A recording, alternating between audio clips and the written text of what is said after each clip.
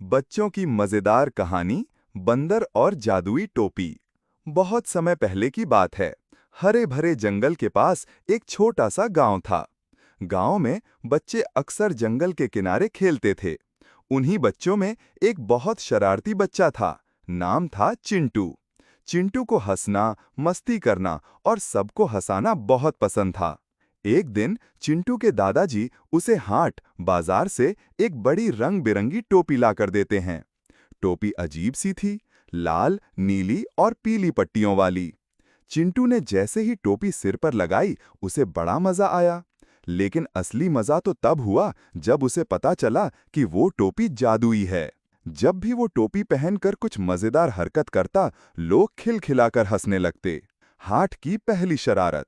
अगले दिन चिंटू टोपी पहनकर खेतों की तरफ निकल गया। रास्ते में उसे गांव के पंडित जी मिले। पंडित जी बहुत गंभीर रहते थे, कभी हंसते नहीं थे। चिंटू ने टोपी पहनकर मजाक में बंदर जैसी आवाज निकाली, ऊ ऊ किक्की। सब लोग हक्के बक्के रह गए, क्योंकि पंडित जी खुद ही बंदर जैसी आवाजें निकालने लगे। बच्चे तालियां बजाने लगे और पंडित जी पहली बार जोर जोर से हंसने लगे। चिंटू को समझ आ गया कि ये टोपी सच में जादुई है। बंदरों से मुलाकात। चिंटू रोज टोपी पहनकर शरारत करता। एक दिन वो जंगल में चरा गया। वहां पेड़ पर ढेर सारे बंदर बैठे थे। जैसे ही चिंटू ने टोपी निकाली, बंदरों की आंखें चमक उठीं। एक बंदर बोला, अरे ये कैसी रंग बिरंगी चीज है, हमें भी चाहिए। बंदरों ने छलांग लगाकर टोपी छीन ली। चिंटू परेशान हो गया, अब तो उसकी जादुई टोपी गई। बंदरों का तमाशा। टोपी पहनते ही बंदर उछल कूद करने लगे। एक बंदर टोपी पहनकर गांव की तरफ भागा और मिमियाने लगा, मैं भैंस हूं, मैं भैंस हूं। दूसरा बंदर बोला, मैं तो बकरी हूं, मैं मिमियाऊंगा, मैं। गांव वाले ये तमाशा देखकर हंसते हंसते लोटपोट हो गए। बच्चों ने कहा, भैया ये तो सर्कस से भी मजेदार है। चिंटू की चालाकी। चिंटू सोचने लगा, अगर टोपी बंदरों के पास रही तो वे रोज गांव में शरारत करेंगे। टोपी तो मुझे ही वापस चाहिए। उसने दादाजी की बात याद की, बंदर हमेशा इंसानों की नकल करते हैं। चिंटू ने क्या किया, उसने अपने सिर से टोपी उतारी और जमीन पर फेंक दी।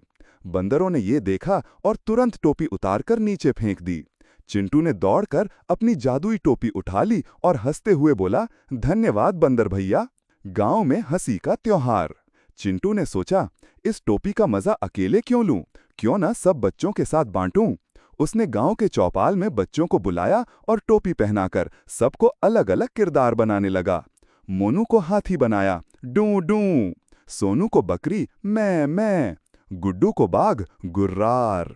पूरा गांव ठहाकों से गूंज उठा। यहां तक कि गांव की बूढ़ी दादी भी खिलखिलाकर हंसने लगीं। सीख। उस दिन से चिंटू ने तय किया कि वो टोपी का इस्तेमाल केवल खुशी फैलाने के लिए करेगा, किसी को परेशान करने के लिए नहीं। बच्चों को भी समझ आया कि हंसी सबसे बड़ी दवा है। जादू टोने से बड़ा जादू है खुश रहना और सबको खुश करना। कहानी का सार। ये मजेदार कहानी बच्चों को ये सिखाती है कि शरारत मजेदार होनी चाहिए, किसी को दुख देने वाली नहीं। हंसी बांटने से सबका मन हल्का होता है। बुद्धिमानी से काम लेने पर कोई भी मुश्किल आसान हो जाती है।